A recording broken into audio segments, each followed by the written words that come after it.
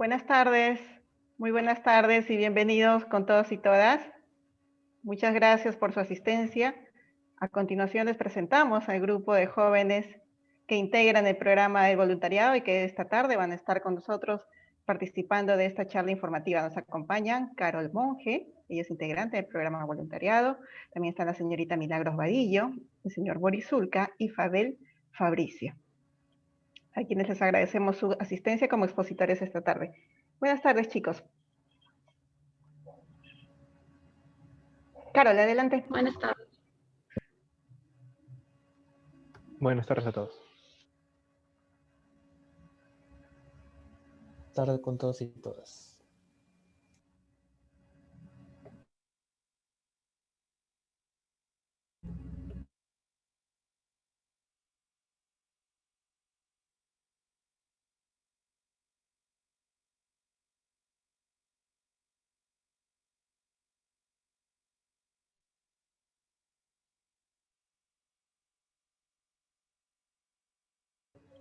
Buenas tardes. A ver, esperamos unos segundos. Creo que tenemos un pequeño problema con el audio y estamos dando inicio a la charla.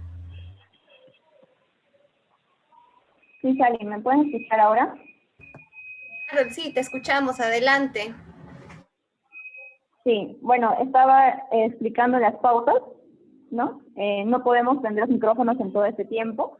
Si tuvieran algunas preguntas, las podemos escribir en el chat mientras se está llevando a cabo la charla, para luego, al final, en el espacio de preguntas, poder leerlas y responderlas oportunamente. También podemos usar la opción de levantar la mano en esa misma sección de preguntas. Bueno, como Erika ya había adelantado, somos jóvenes partes del voluntariado del Jurado Nacional de Elecciones.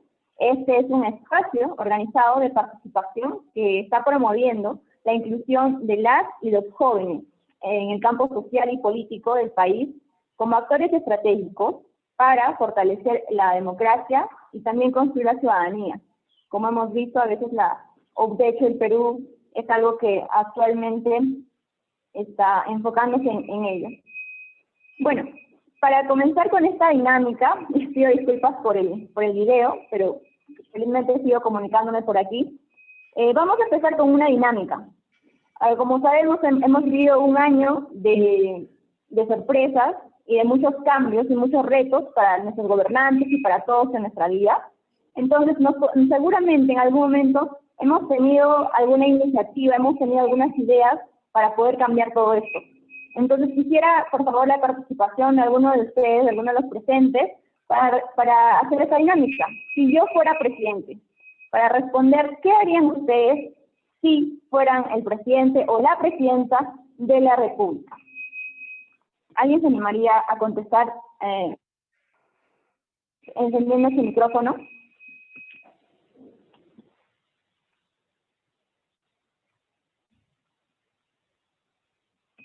O tal vez lo puedan hacer mediante el chat y tal vez Milagros puede leer las respuestas para que todos lo podamos conocer.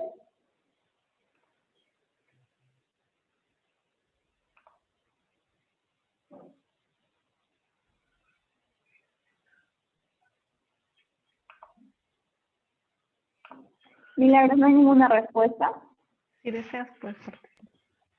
Hola, Carol, no, todavía no tenemos ninguna respuesta. ¿Alguien quizás se anima? Yo voy a rompiendo el hielo, en todo caso. Bueno, si yo fuera presidente de la República, trazaría meses de trabajo a nivel regional, con todas las regiones, un trabajo presente, permanente, y previniendo los conflictos sociales que muchas veces atentan contra la gobernabilidad de nuestro país. Quisiera escuchar a algunos de ustedes más qué proponen también como presidente o presidenta de la República.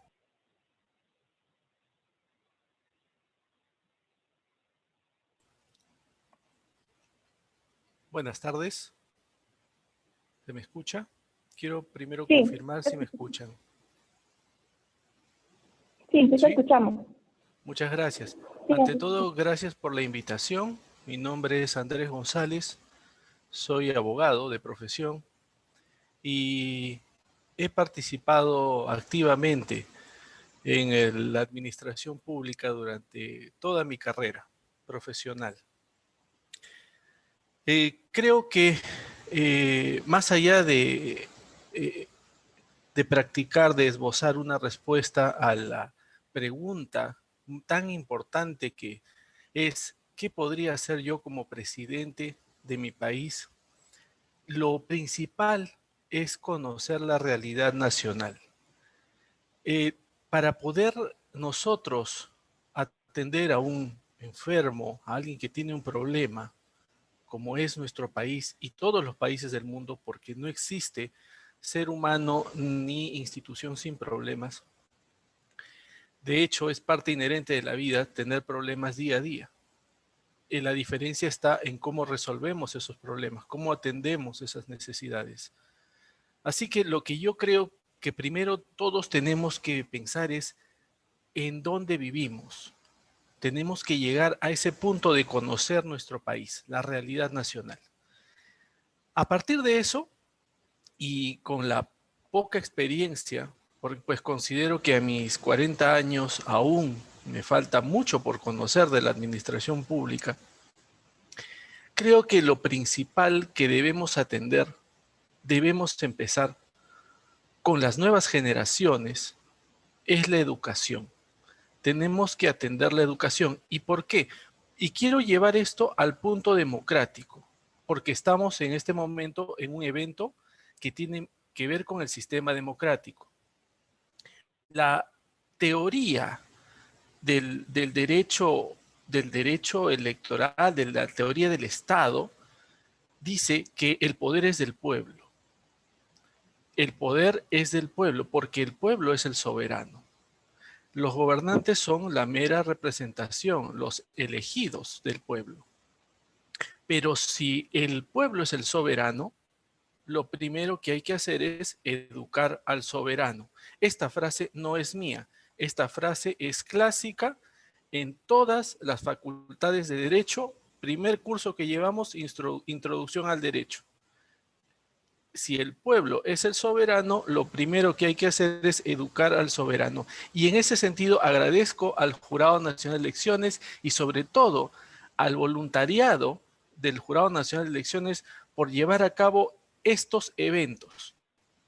Porque tenemos que formar en nuestras nuevas generaciones la conciencia democrática, pero no solo para protestar y para apuntar cuando algo está vulnerando el sistema democrático, sino para entender cuáles son los conceptos básicos de la democracia.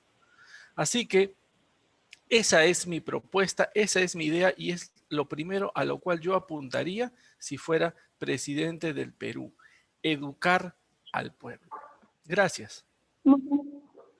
Muchas gracias, señor Andrés, y también al anterior participante. Claro, es importante bien conocer y también trabajar con las regiones y con demás, de una forma integral a los peruanos.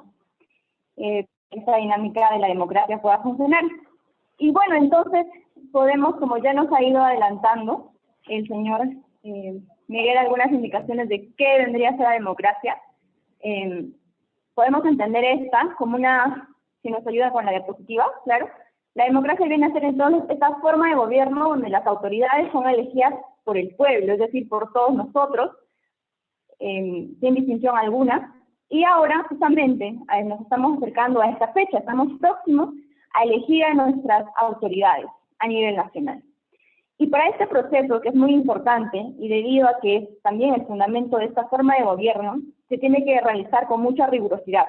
Y para ello son importantes algunos actores. Dentro de ellos están los organismos que se están encargando de una transparencia, de la transparencia y de un correcto desarrollo de estos eventos. Para ello le doy pase a mi siguiente compañera para que continúe con esta charla. Gracias. Sí, muchas gracias por el pase, Carol. Siguiente diapositiva, por favor.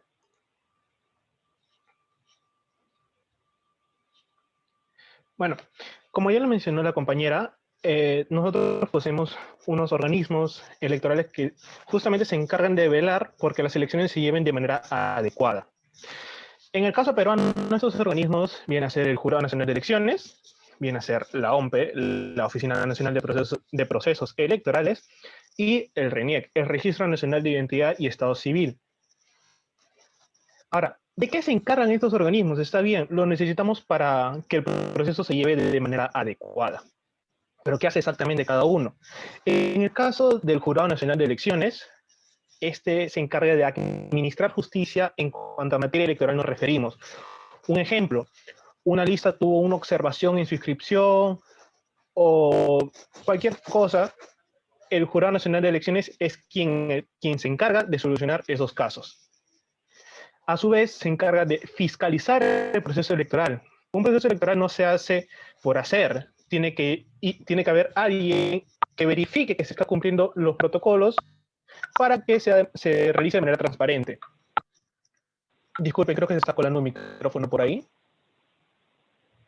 Disculpe. Te escuchamos, Pablo. Sí te escuchamos, Miguel. Ok, muchas gracias. Ahora, referente a las funciones que realiza la OMPE. Estas funciones son las de organizar, planificar y ejecutar los procesos electorales. Es decir, es la OMPE quien se encarga de la distribución de las mesas de votación, de dónde nosotros vamos a ir a votar. Y la RENIEC, es quien se encarga de registrar los datos de identificación de los ciudadanos y ciudadanas peruanos. A su vez, es quien se encarga de preparar el padrón electoral. Este padrón, cabe mencionar que se cierra un año antes de que se lleven las elecciones. Es decir, si el 11 de abril de este año son las elecciones, el 11 de abril del año pasado se cerró el padrón electoral. Y este padrón pasa al Jurado Nacional de Elecciones para que sea este jurado quien lo apruebe. El RENIEC lo realiza, el jurado lo aprueba. Esas son las funciones de nuestros 3 organismos electorales. Siguiente diapositiva, por favor. Ahora, ¿qué son las elecciones generales? Ya sé los organismos, ya sé que es importante, pero ¿qué son? No sé si alguien quisiera dar una acotación respecto a esto, si tiene alguna idea. ¿Qué son o para qué son las elecciones generales?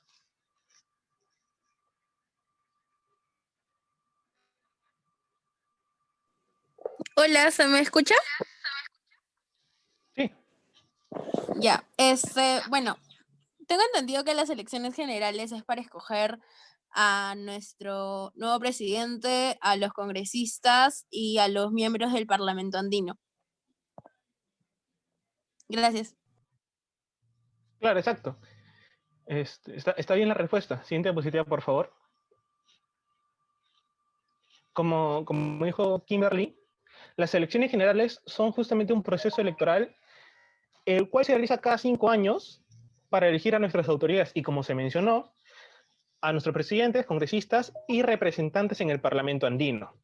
Es decir, nuestros representantes del Poder Ejecutivo, nuestros representantes del Poder Legislativo y nuestros representantes en el Parlamento andino dentro de la comunidad andina. Ahora, ¿por qué 5 años? ¿Por qué no 4 como en Estados Unidos? ¿Por qué no 6 como en otros países? ¿Por qué 5? Esto se da debido a que en el artículo 16 de la Ley Orgánica de Elecciones, la LOE, se estipula que este es el plazo para realizar las elecciones generales, siendo la fecha exacta el segundo domingo de abril, después de transcurridos 5 años de las elecciones generales. Mas esto no siempre es así. Hay ocasiones, como el año pasado, que pueden convocarse a elecciones de manera extraordinaria. Esto se da como se estipula en el artículo 84 y 85 de la misma ley, cuando el presidente de la República disuelve un parlamento, porque este parlamento le negó la confianza en 2 ocasiones a su gabinete de ministros. Entonces, el presidente, una vez disuelto el parlamento, está en la obligación de convocar elecciones generales, bueno, en este caso elecciones congresales, de manera inmediata. Y estas elecciones deben realizarse en un plazo no mayor a 4 meses una vez disuelto el Congreso. Un ejemplo claro, otra vez el año pasado. ¿Cuándo se disolvió el Congreso? En septiembre de 2019. ¿Cuándo fueron las elecciones? En enero. Septiembre, octubre, noviembre, diciembre, enero. 4 meses elecciones congresales de manera extraordinaria. Algo que también se señala en estos artículos es el hecho de que estas elecciones extraordinarias no tienen que intervenir con otros procesos electorales que se realicen al mismo tiempo. Es decir, un proceso electoral municipal, por ejemplo, no puede verse alterado. Siguiente diapositiva, por favor. Bueno, ahora vemos unos cuantos datos curiosos, importantes. La cantidad de personas que están inscritas en el presente padrón electoral, que se va a usar este 11 de abril, es de 25.287.954 personas. De estas personas se toma tanto la cantidad que está en territorio peruano como en el territorio extranjero. Y como ya sabemos, la mitad de esta población son mujeres y la mitad hombres. Siendo exactos, el 50,6% de este número pertenece a la población femenina. Y aproximadamente el 30% de esta población, la población general, son jóvenes. Acá se puede observar que el voto juvenil no tiene poco peso, es el 30% de los votos. Y el 8,6% es el voto correspondiente a las personas cuyo derecho al sufragio es facultativo, es decir, personas de la tercera edad. Como ya lo venía mencionando, es el 11 de abril la fecha en la cual estamos llamados a las urnas. Esta fecha no se ha visto modificada, es más, se ha visto ratificada al momento del pacto ético electoral esta semana. Y estas personas que vamos a escoger como nuestros representantes estarán ejecutando sus funciones entre los años 2021 y 2026. 5 años. Siguiente diapositiva, por favor. Ahora, ya sé cuáles son los órganos que van a fiscalizar las elecciones, ya sé a qué tipo de representantes voy a escoger, pero exactamente a quiénes voy a escoger.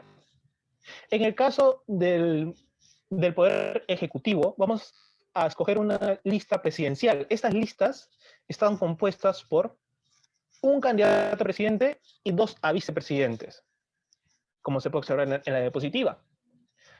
Estas listas estarán compuestas sí o sí, debido a la ley de paridad y alternancia, por 2 hombres y una mujer, o 2 mujeres y un hombre.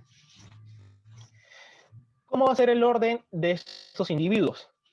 Un ejemplo, si es que la lista la encabeza, es decir, si es que el candidato a la presidencia es un varón, la primera persona que postule a la vicepresidencia va a ser mujer y a la segunda vicepresidencia va a ser un hombre, y viceversa. Si es que postula primero una mujer a ser presidente, quien postule a la primera vicepresidencia va a ser un hombre y quien postule a la segunda vicepresidencia va a ser una mujer. Así se indica en la ley. Con respecto a los 130 congresistas, este es el número que vamos a escoger, 130, no más. Han habido rumores en las redes de que este número se ha visto alterado. Eso no es cierto. Ahora, ¿por qué ha venido esta noticia? Porque se ha aumentado una circunscripción electoral que viene a ser, y se va a detallar un poco más adelante, la de ciudadanos en el extranjero. El número total se mantiene, 130, pero la distribución ha variado un poco, no mucho. Dato curioso, debido a la ley de paridad y alternancia, el 50% de una lista electoral debe estar compuesta de mujer y el 50% por hombres. En total se han registrado 495 listas electorales para el Congreso a nivel nacional. De estas 495, solo el 21% está encabezada por mujeres. Un dato curioso. Ahora, ya hemos hablado del Poder Ejecutivo y el Poder Legislativo. Ahora, ¿por quién más? Por el Parlamento Andino. ¿A quiénes vamos a escoger? A 5 representantes por el Parlamento Andino, a 5 titulares. Siguiente diapositiva, por favor. Ya sé cuáles son los órganos, ya sé por qué voy a votar, ya sé por quién voy a votar. Ahora, ¿qué van a hacer estas personas cuando lleguen al cargo?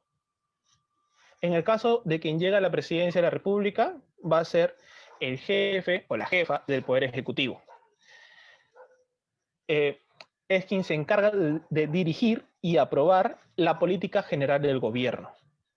En el caso del Parlamento peruano, en el caso del Congreso de la República, estas personas se van a encargar de representarnos en el poder legislativo.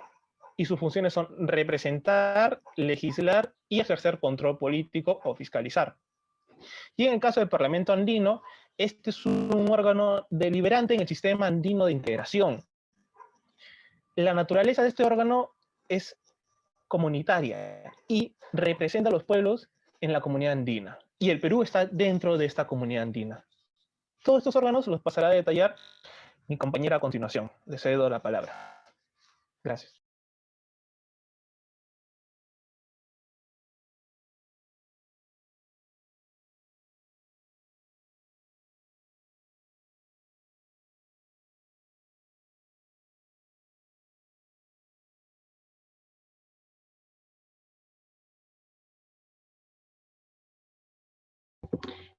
Bueno, disculpen, acabo de tener algunas dificultades técnicas.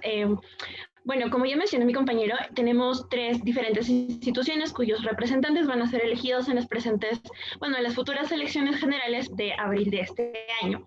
La primera de ellas es la Presidencia de la República y quizá es una de las que más expectativa genera en torno al siguiente proceso electoral. En sí, la Presidencia de la República es la instancia más alta del Poder Ejecutivo. En este caso está liderada por el Presidente de la República, que tiene básicamente 2 grandes funciones, que son la de jefe de Estado, es decir, representa a la nación, ya sea tanto en actos protocolares, como por ejemplo recibir a funcionarios o giras al exterior, y es también jefe de gobierno, es decir, que dirige la política nacional mediante diversas acciones, ¿no? Bueno, el presidente de la República también trae consigo a un equipo. Entre estos miembros podemos tener al presidente del Consejo de Ministros, que es una persona que designa justamente al presidente, y junto con él o ella es que también se nombra y remueve a los demás miembros de los ministerios, ¿no? A las cabezas del ministerio. Bueno, aparte de estos 2 actores, tenemos también a los vicepresidentes de la República, que son parte justamente de la plancha presidencial y que son 2, el primer vicepresidente o vicepresidenta y el segundo vicepresidente o vicepresidenta. La función de estas personas es básicamente la de asumir los roles de la presidencia cuando el mandatario no puede hacerlo, ya sea por una ausencia temporal o porque deja el cargo por cualquier otro motivo. Entonces, como menciona la diapositiva, los vicepresidentes pueden participar en las sesiones del Consejo de Ministros con voz, pero no con voto. Siguiente, por favor. Luego tenemos el Congreso de la República. Este es un órgano bastante importante, pues es un órgano que representa a la nación, es decir, a todos los peruanos y peruanas. El Poder Legislativo reside en esta institución y consta de una Cámara Única de 130 parlamentarios. Y entre sus principales funciones tenemos 3, que son la de legislar, la de representar y la de fiscalizar. Legislar porque el Parlamento, y que es en sí la sede del Poder Legislativo, como bien le indica su nombre, tiene como fin y como misión crear las leyes luego de debatirlas, discutirlas en cuanto a ámbitos diferentes, dadas sus comisiones, por ejemplo, educación, salud, etcétera. Pero también tiene la potestad de derogar estas leyes o normas en cuanto ya no son adecuadas para la situación del país y también tiene la potestad de implementarlas, es decir, crear un reglamento que nos indique cómo es que esta ley se va a aplicar en el país. La siguiente es la de representación y creo que esto es algo muy importante porque los y las congresistas son elegidos por la ciudadanía justamente para representar sus intereses, pero también sus necesidades. Esto quiere decir que los elegimos justamente para que sean la voz de la ciudadanía y que plasmen lo que necesitamos en sus leyes y en todo aquello que esté bajo sus potestades. Luego también tiene la función de fiscalizar, es decir, ejercer control político sobre el gobierno, pero también sobre la administración y sobre otras instancias estatales. Fiscaliza también el uso y disposición de bienes y recursos públicos. Es decir, que el Congreso tiene la potestad de llevar a cabo ciertos tipos de investigación a diferentes autoridades. En cuanto al Congreso de la República, un punto muy importante también es que al momento de oír las propuestas de nuestros candidatos y candidatas al Congreso, nos fijemos que estas propuestas vayan acorde a las funciones reales que un congresista o una congresista puede desarrollar de ser elegido para integrar el Parlamento. Siguiente, por favor. Luego tenemos al Parlamento Andino, que bueno, es una institución que no es muy conocida, pero que en realidad también desarrolla un rol bastante importante. Es un órgano deliberante del Sistema Andino de Integración y representa a todos los pueblos de la Comunidad Andina de Naciones. Se creó en el año 79 y entró en vigencia en el año 1984. Su sede central se encuentra actualmente en la ciudad de Bogotá, Colombia. Como podemos ver en la diapositiva, está integrada por representantes de 5 países, los cuales son Perú, Bolivia, Ecuador, Colombia y Chile. Cabe mencionar que Chile está presente en el Parlamento Andino como un país observador. No forma parte como tal de la Comunidad Andina de Naciones, pero tiene representación dentro del Parlamento Andino. Y la misión de justamente este organismo del Parlamento Andino es apoyar la integración regional entre los países andinos. Es decir, tiene una misión un tanto más para afuera, por así decirlo, ¿no? La comunidad andina, como sabemos, es un grupo de naciones dentro de las cuales se tienen ciertos beneficios por ser ciudadano de la comunidad andina, como por ejemplo el pasar de un país a otro país miembro de la comunidad usando solamente el DNI, etcétera. Entonces, justamente órganos como el Parlamento Andino buscan reforzar la integración entre los países andinos, pero también plasmarla en cuestiones mucho más concretas, como por ejemplo armonizar sus legislaciones, políticas públicas, quizá instancias de cooperación que fomenten el bienestar. Bueno, siguiente, por favor. Ahora vamos a hacer una pregunta que nos parece muy importante porque justamente la elección de congresistas es algo que se ha modificado, o bueno, la forma y las circunscripciones de elección de congresistas se han modificado. Entonces, no sé si alguien, alguno o alguna de las presentes, nos podría decir su región y si lo supiera, ¿cuántos congresistas se eligen por su región o por su circunscripción? ¿Alguien se anima? Pueden encender el micrófono o escribirlo por el chat también.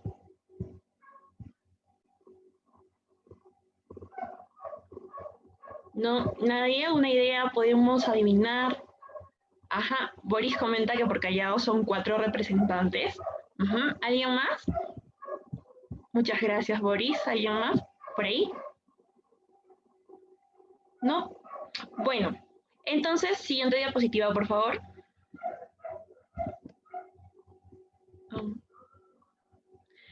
Bueno, como vemos, son un total de 130 congresistas. En este caso, Boris acertó, sí son 4 representantes que se eligen por Callao.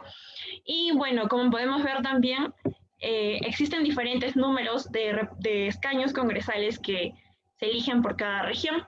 Esto porque la distribución se hace según el número de electores que residan en cada una de estas regiones, ¿no?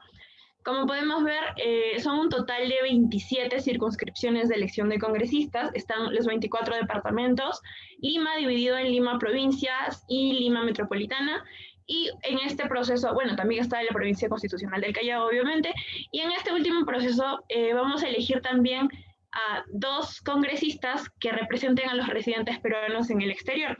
Esta circunscripción ha sido creada muy recientemente y en realidad, contrario a lo que podría parecer, no se ha aumentado el número total de congresistas porque seguimos teniendo un total de 130 parlamentarios.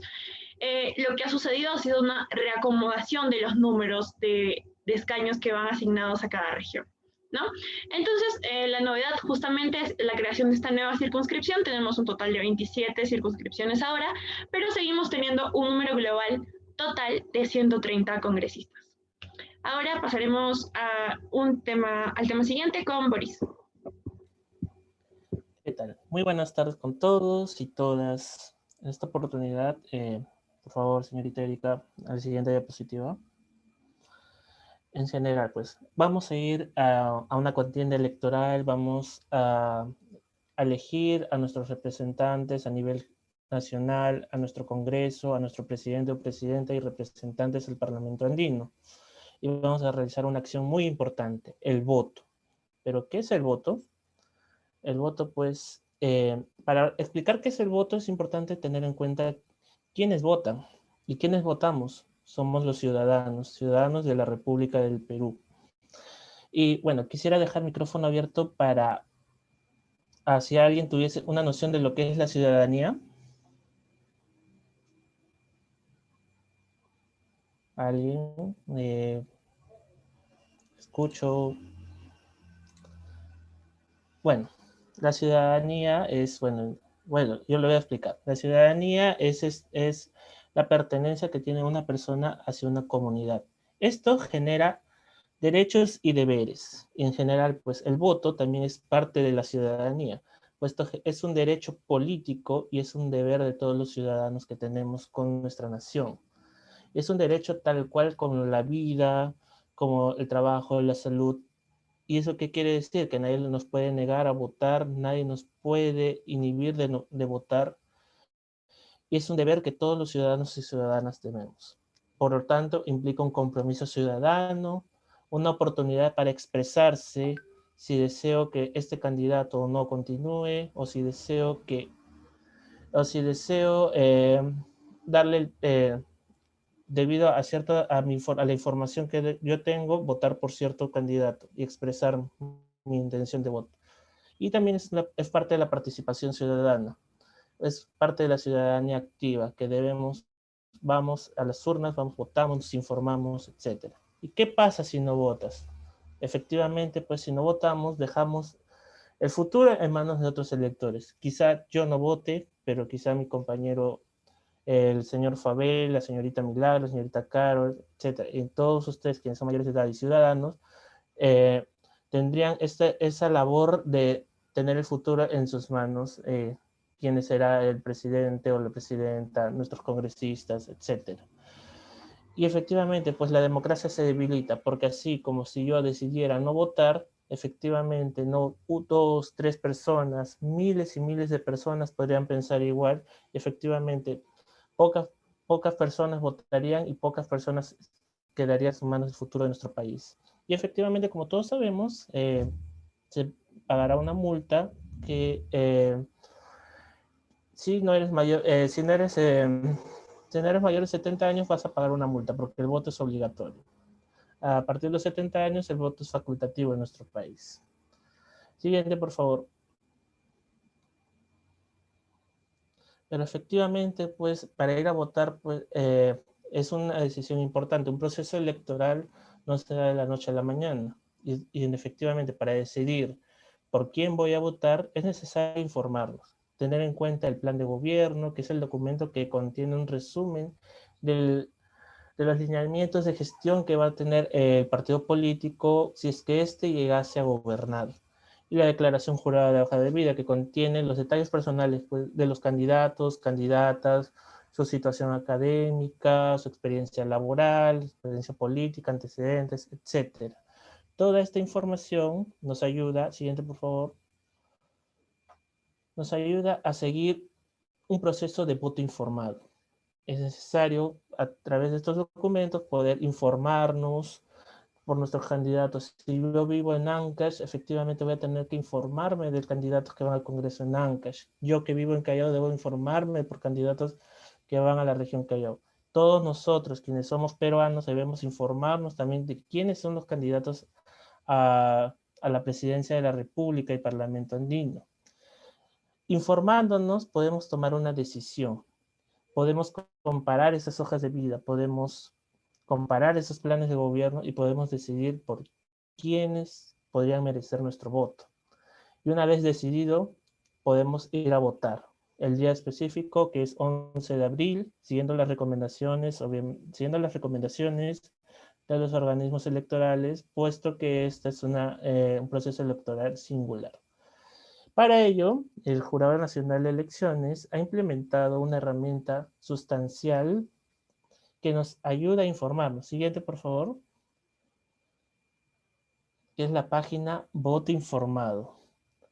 En votoinformado.jne.gov.pe podemos conocer a los candidatos, sus hojas de vida, revisar los planes de gobierno, comparar, ya nos ayuda muchas veces a comparar antecedentes, etcétera. Todavía nos sale, y también comparar las hojas de vida. Todo ello nos va a ayudar a tener en cuenta por quién vamos a decidirnos y por quién vamos a votar el 11 de abril. Antes de finalizar, quisiera dejar abiertas las preguntas. La señorita Carol va a tener va a ceder la palabra a quienes deseen dejar una pregunta.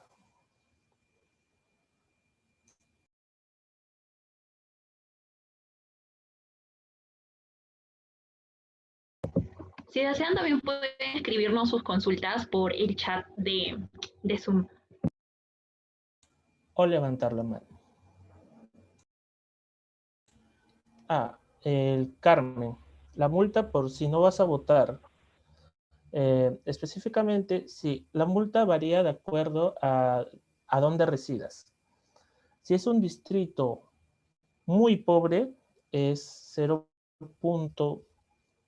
Es el 1% de una UIT. 0.5% de una UIT. Si es un distrito pobre, es el 1% de una UIT. Y si es un distrito no pobre, es el 5%. El 5%.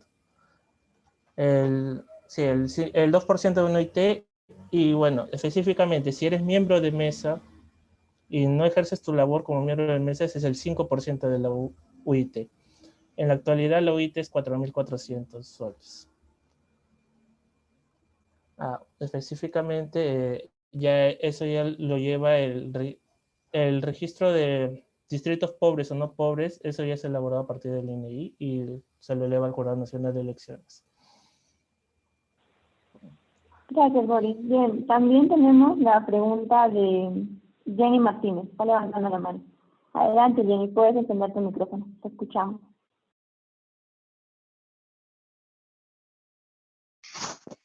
Una consulta, ¿las multas que están aplicadas actualmente por el tema de COVID afecta, en caso que se aplique, afecta en algo el tema de sufragio o es muy aparte?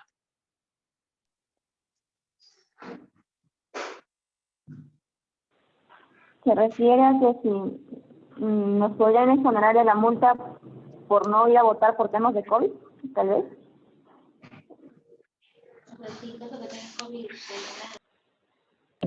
Creo que se refiere a que si tenemos una multa actualmente, eso nos impediría sufragar. ¿A eso te referías, Jenny?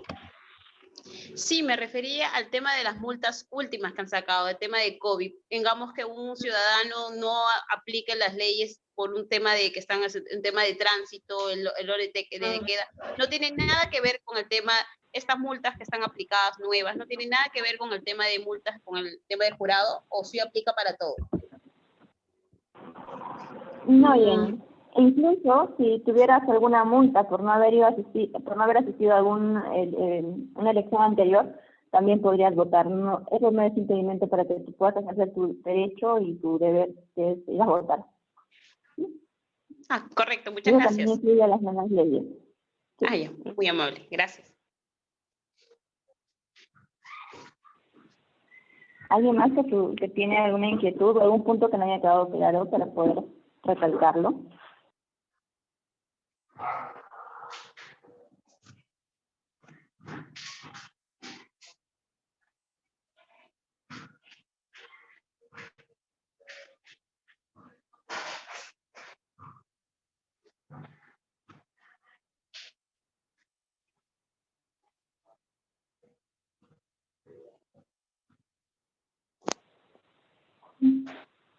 Bueno, al parecer que no hay ninguna pregunta. Les agradecemos su atención, su tiempo también. Recuerden que aún existen recursos como es la página de voto informado para que podamos, próximamente aún la página no está habilitada, se lo estará avisando oportunamente, pero se va a poder consultar ahí cuando ya tengamos la lista incluso de los candidatos fijos, los candidatos finales, que van a ser publicados aún el 10 de febrero. Y para que de esta forma puedan informarse sobre su plan de gobierno y las hojas de vida. Entonces, hay una nueva pregunta de parte de Rosa Pedrosa.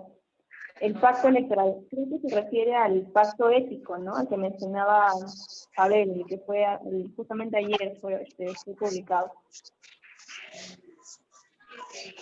Adelante, Isabel.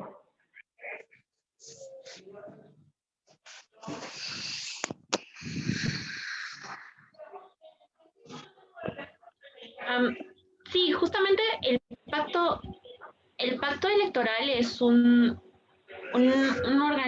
instancia en donde los candidatos y las organizaciones políticas toman el acuerdo y el compromiso de llevar el proceso electoral tanto de las elecciones como tal, como la campaña, lo previo, de acuerdo a ciertos principios democráticos, ¿no?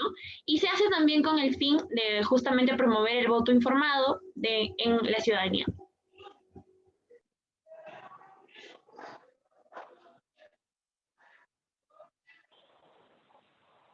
Andrés. Sí, Rosa, entonces no hay claro el pacto entre los candidatos. Perdón, adelante, Boris. Sí. ¿Sí? Andrés. Buenas tardes. Bien, tengo una pregunta. Primero, ¿qué sucede si en una circunscripción dos candidatos reciben la misma cantidad de votos, la cantidad exactamente igual de votos? Yo he escuchado la solución, pero me cuesta creerla y quiero confirmar cuál es el procedimiento que dice la norma para poder atender ese problema. Quiero saber y a partir de eso esbozar mi siguiente pregunta, pero primero quiero confirmar que de verdad la norma dice eso. Gracias. Bueno, actualmente estamos hablando de un proceso a elecciones generales. Si hubiese la distribución de escaños por el Congreso se da por una fórmula electoral, por una fórmula llamada de Hont, que distribuye los escaños de acuerdo a la cantidad de votos por partido. Te invitaría a buscar esta fórmula en internet porque es un tanto complicado explicarlo acá. Pero a la actualidad no se ha dado hasta ahora un empate técnico entre candidatos a Congreso. Y no sabría responderte cómo procedería, pero podemos elevarlo a la señorita Erika, que estaría muy presta a responder esa pregunta. ¿Se me escucha, perdón? La señorita Erika y la señorita Sally también estarían prestas a responder la pregunta. Hola, ¿se me escucha? Para responder la pregunta. A ver. Ya te escucho, Pablo. Ok, sí, la respuesta sí creo que es la que usted está pensando, y es que se resuelve mediante un sorteo entre aquellos candidatos que han obtenido igual cantidad de votos. Esa es la solución, un sorteo entre ambos candidatos que han obtenido exactamente la misma cantidad de votos. Sí, ¿sí se me escucha? Quiero especificar tal vez mi pregunta.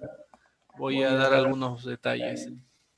Y yo estoy en un supuesto teórico, porque lo que sucede es que he visto en otras elecciones que dos candidatos que participan para una elección, yo entiendo que para el tema de parlamentarios no se ha dado un empate, porque obviamente se reparten los escaños, pero en el caso de que es una elección de un solo candidato, como puede ser el presidente, o pueden ser en otros casos los alcaldes o gobernadores regionales, si empatan, yo he escuchado que incluso se lanza una moneda al aire.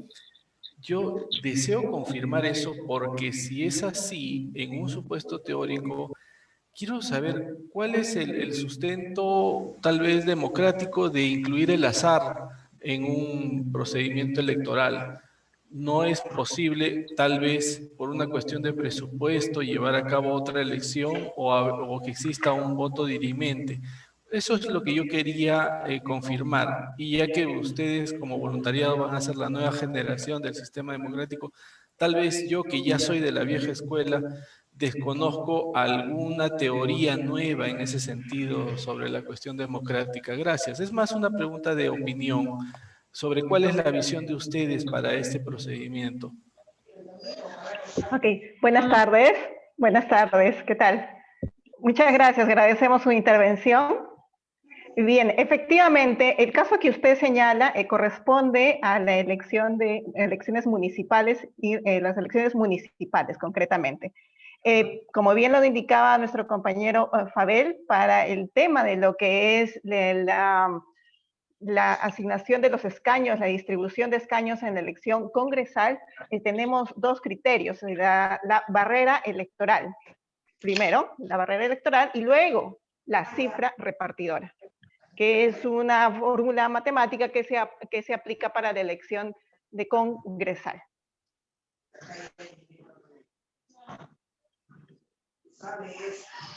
Muchas gracias, le agradezco. De verdad que me ha quedado muy clara la respuesta. Gracias. Gracias, Erika. Bueno, también tenemos algunas preguntas aquí en el chat, por ejemplo, de parte de Anthony Amaro, sobre la relación de los miembros de mesa y dónde lo pueden ver. Bueno, Aldana también lo ha puesto en el chat, ha puesto un link que efectivamente es de la página de la OMPE. El día de ayer ya se han publicado una lista tentativa, después se pasará con un proceso de casas para confirmar la participación de algunos de ellos. Recordemos que también los miembros de mesa ahora van a recibir una remuneración de 120 soles por asumir este cargo. Espero haber dejado claro esa parte de los miembros de mesa. Y ahora pasamos con otra pregunta de parte de Melanie Vega. Y ella nos pregunta sobre los suplentes de miembro de mesa. Preguntan si ellos deberían estar puntual al igual que los otros miembros, los titulares, y qué sucedería si uno de los titulares no llegara y tampoco ni el primero ni el segundo suplente, es que hay multa para los suplentes, considerando que tal vez los suplentes han ido solo a votar, pero no a ocupar este puesto.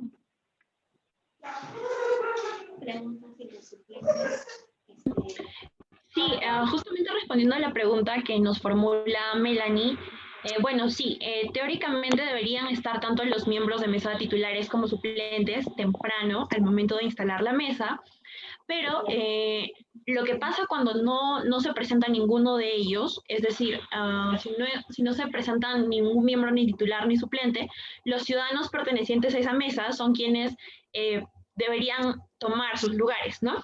Entonces, la multa que se aplica a aquellas personas que no llegan a cumplir su deber como miembros de mesa, ya sea titulares o suplentes, también podría afectarlos a ellos, ¿no? Aun si fueran suplentes y no se presentaran a instalar la mesa y luego podrían votar de manera normal, pero sí, la multa se sigue aplicando.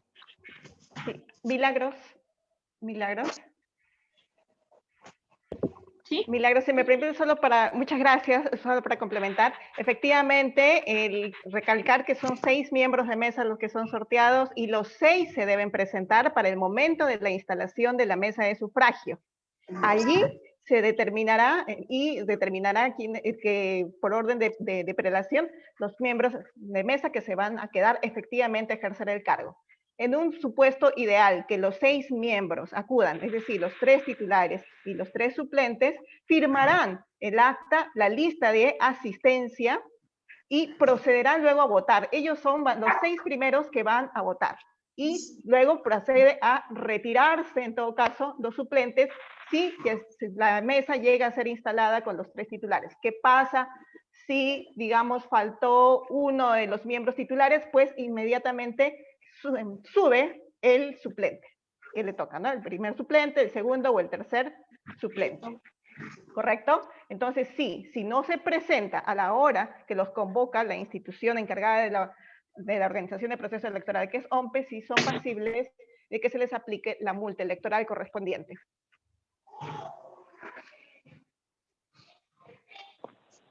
Gracias, Erika. Mucho más claro ha quedado ese punto. Bueno, si alguien más tiene una pregunta, también la esperamos por el chat. O pueden levantar la mano. Jenny, creo que hay una mano de levantar ahorita. ¿Sí? Sí. Jenny Martínez. No sé si quiere preguntar algo nuevamente o se ha quedado la mano levantada de la primera participación. Una consulta. Los suplentes, en caso con lo que explicó la señorita Erika, me quedó claro, pero en caso el suplente, si asiste, igual le toca lo que es el beneficio del bono o solamente son para los titulares. En este caso, el beneficio es únicamente para los que ejercen su función de miembro de mesa. Es decir, si los titulares ejercen la función, es a ellos a quienes corresponde el pago. Ah, correcto. Bueno, y también Sonia Linares nos pregunta sobre también el ejercicio de esta función. Si los miembros de mesa no están o no asisten, y yo asumo voluntariamente este puesto, los beneficios del pago y la vacuna irían para esta persona. No tengo información sobre ello, no sé si Erika podría ayudarnos con eso. Sí, gracias, Carol. Aclararles que en el supuesto de que no se llegara a completar el número mínimo con el que debe ser instalada una mesa de sufragio, que son 3 miembros, en el supuesto, ¿cuál es el procedimiento que manda la norma? Que desde de los primeros de la cola se va solicitando y se les va convocando para que puedan asumir ese cargo y se pueda proceder a la instalación de mesa. Y como bien ya lo señala nuestro compañero, independientemente si es un miembro titular, si es un miembro suplente o si ha sido una persona que asumió el cargo, que era una persona de la cola, que asumió el cargo, le corresponde a quien ejerce el cargo de miembro de mesa en la jornada electoral el bono o el pago de 120 que está a cargo de la Oficina Nacional de Procesos Electorales. Respecto a la vacuna, si se va a aplicar o no a los miembros de mesa, esto es algo y una información que le compete netamente al organismo encargado de los procesos electorales, de OMPE. En realidad, al respecto, no se tiene una información oficializada sobre este tema puntual. Entendemos, Erika. Gracias. Si alguien más tuviera otra duda. Yo tengo una duda. Hola chicos, buenas tardes. Quería preguntarles algo. Con respecto al pacto ético electoral, en caso un candidato no cumpla con este, ¿recibe algún tipo de sanción de parte de los organismos electorales o no? Nada más.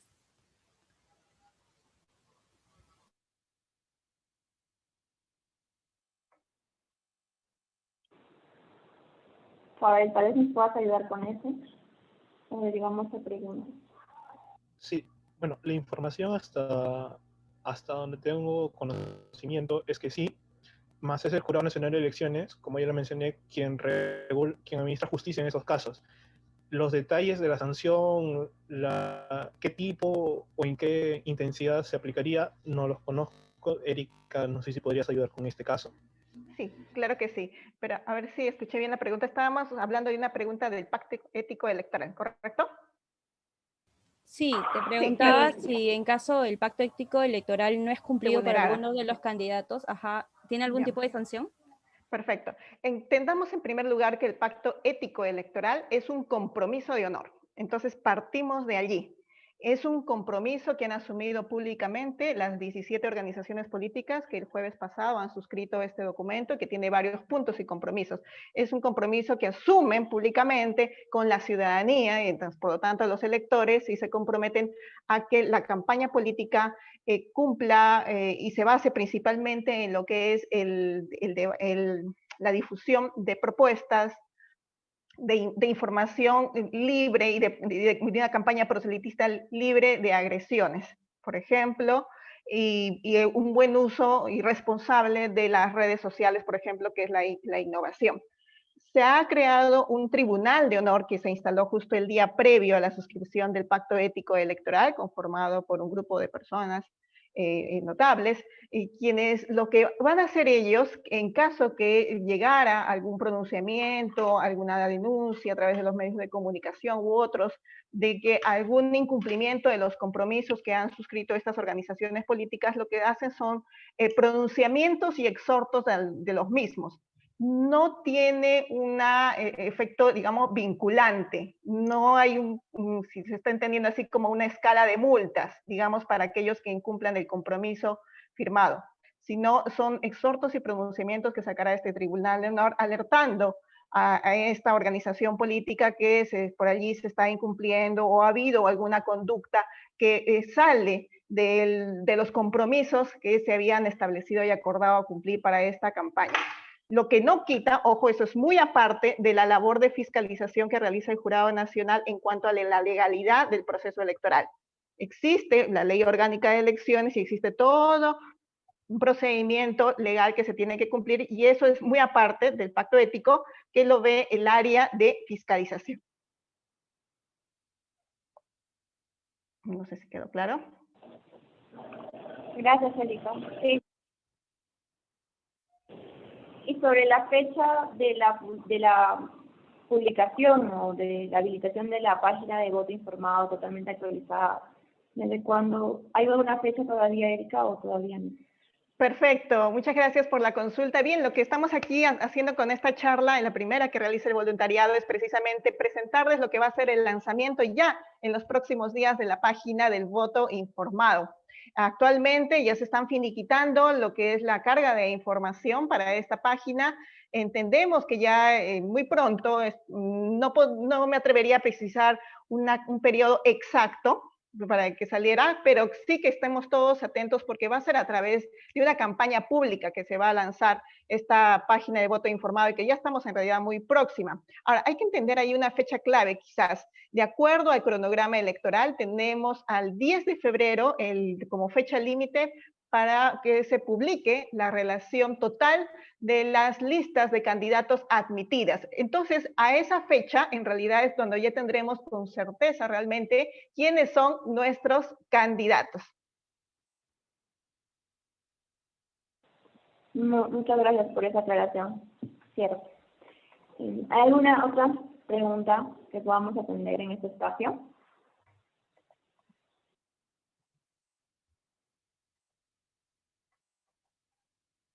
Creo que ya no hay más consultas, Carol. Sí, ha sido también han habido preguntas suficientes para que aclaremos varios puntos. Bueno, entonces estaríamos por finalizado este espacio, agradeciendo su interés por informarse y una vez más animándolos a continuar con esa información para atender a estas elecciones generales de 2021. Gracias. Muchas gracias a todos, a todas. Muchas gracias. Buenas tardes. Muchas gracias por su asistencia. Que tengan un buen día.